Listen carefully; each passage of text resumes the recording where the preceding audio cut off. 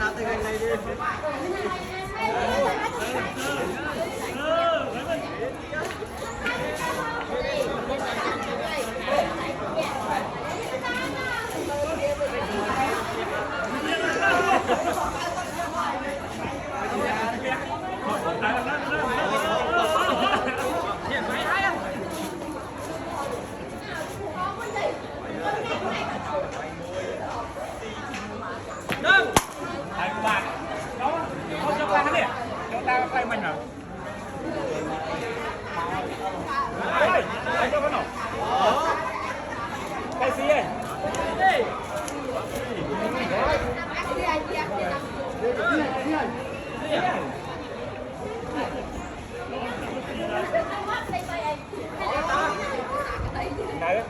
Ôi,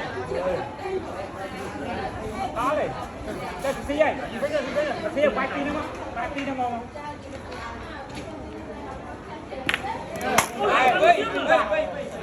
Quay không mà?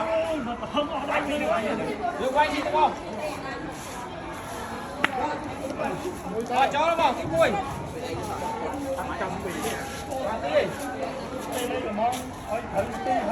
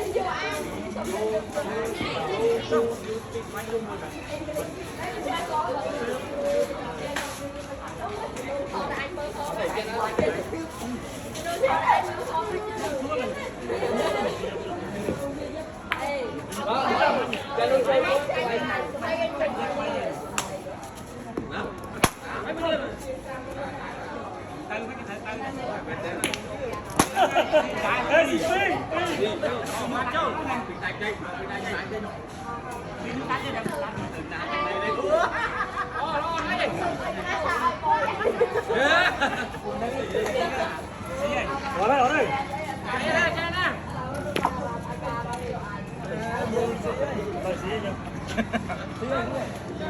Trời xì cao thế là bom.